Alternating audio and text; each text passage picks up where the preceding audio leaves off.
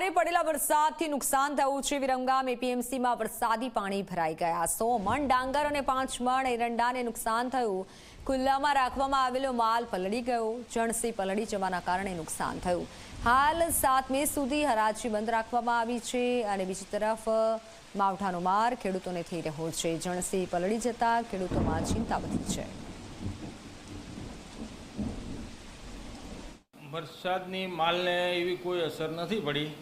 જે ડાંગર ગ્રાઉન્ડમાં રહી ગઈ હતી એની ઉપર ઢાંકવામાં તો આવેલું હતું, પરંતુ નીચે તળિયે જે ઇંચ ડાંગર અને એરંડા હતા 50-60 મણ જેવા હતા, એમાં નીચે થોડાક બગડ્યા, બાકી એવું કોઈ મોટું નુકસાન નથી। માલ પુષ્કળ પ્રમાણમાં આવક હોવાથી જે ટ્રાન્સપોર્ટેશન વેપારીઓને હાજર કરવું પડે એટલું ના થાય અને એટલો ગ્રાઉન્ડમાં રહી ગયો, એના હિસાબે એટલો માલ રહી ગયો ગ્રાઉન્ડમાં। રવિવારે અમદાવાદ જિલ્લામાં પડેલા વરસાદમાં કેટલાક વિસ્તારોમાં પાણી ભરાયા, જેમાં એક છે વિરમગામ, કે જ્યાં વિરમગામ એપીએમસીમાં પાણી ભરાયાના વિડીયો જે છે તે વાયરલ થયા અને એક આંકડો માનવામાં આવી રહ્યો હતો કે વધારે અનાજને અહીંયા નુકસાન થયું છે, પરંતુ જે પ્રકારે મને સૂત્રો પાસેથી માહિતી મળી છે 50 મણની આસપાસ આંકડો અહીંયા કહેવામાં આવી રહ્યો છે।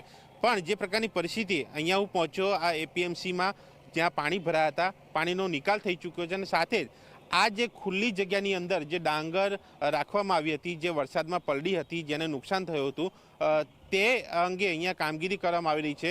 જેસીબી મશીન લઈને ઝાડુ મારીને અન્ય વ્યવસ્થા કરીને આ ડાંગર બોરીમાં ભરીને તેને શેડની અંદર લઈ જવામાં આવી રહી છે અને આ કામગીરી આ મેનેજમેન્ટ દ્વારા કરવામાં આવી છે।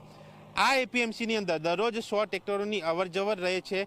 64 જેટલા શેડ છે, જેમાં 40 ચાલુ છે, 50 વેપારીઓ છે અને સાથે જ મોટાભાગનો જથ્થો આ શેડની અંદર છે, પણ આવક વધારે હોવાના કારણે જે જથ્થો બહાર હતો તેને અહીંયા નુકસાન થયું છે। આપણી સાથે વેપારી છે, મેનેજમેન્ટ છે, તેમની સાથે વાત કરીશું।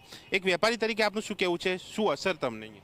મારે અસરમાં એરંડા હતા, મારે ઢગલો 100 મણનો ઢગલો હતો, એમાં એ કિલો મારે થઈ ગયું છે લગભગ 30-40-50 કિલોનું નુકસાન આવશે, વધારે નુકસાન નથી। પહેલી વખત અહીંયા પાણી ભરાયું છે કે પહેલા પણ ભરાય? હા ના, પહેલી વખત આવ્યા। તમે શું કહેશો, અહીંયા વ્યવસ્થા કેવી? એક વેપારી તરીકે તમારું શું માનવું? મારે જે ઘનશ્યામ નામની પેઢી છે અને મારું નામ મહેન્દ્રભાઈ દલવાડી।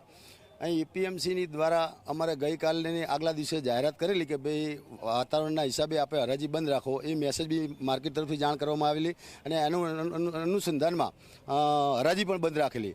પરંતુ આગલા દિવસે જે કંઈ માલ આવેલો શનિવારના સાંજે એ બધા અમે બીજા દિવસે લોડ કરતા હોય છે અને ગાડીઓ ભરી દેતા હોય છે, પણ 2-1000 મણ જેવો બહાર માલ રહી ગયેલો, પરંતુ એ લોડ ન થવાના કારણે ખાલી છૂટો એ ઉપરનો ઢગલો જે 150-200 મણ કે 500 મણ જેવો ઢગલો હતો, એની નીચે થોડુંક પાણી ભરાવાનું કારણ હતું કે સાહેબ એક જે ગટર છે ત્યાં એક કોથળો આડો આવી ગયેલો।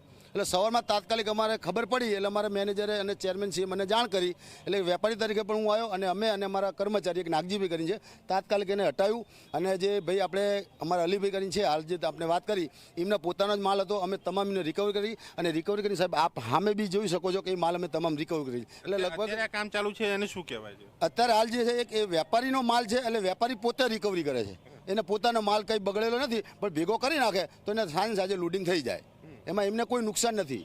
પહેલી વાર પાણી ભરાય? પાણી તો સાહેબ પહેલી વખત જ ભરાણું છે, ક્યારેય ભરાણું નથી। અચ્છા, અહીંયા ચેરમેન પણ આપણી સાથે છે। ભરતભાઈ, પાણી ભરાવાની આ પહેલી ઘટના વેપારીઓ કહી રહ્યા છે, પણ હું આવ્યો જોયું ગેટ પાસે પમ્પિંગ સ્ટેશન પણ છે, છતાં પણ આ બનાવ બને તો શું અહીંયા ક્યાં ચૂક? અને આ પહેલી વાર એક કુદરતી આફત હતી અને આ પહેલી વાર જ પાણી ભરાણું છે। પાણી ભરાવાનું કારણ એક જ હતું, જે પાણીનો નિકાલ હતો ને ત્યાં પેલો કોથળો ત્યાં આગળ આડો આવી ગયેલો હતો, પછી તાત્કાલિક આ મહેન્દ્રભાઈ આવી ગયા, નાગજીભાઈ આવી ગયા, તાત્કાલિક નિકાલ કરીને બધું અડધો કલાકમાં તો પાણી ત્યાં આગળ કંઈ હતું જ નહીં અને માલ બધો સેફ થઈ ગયો છે।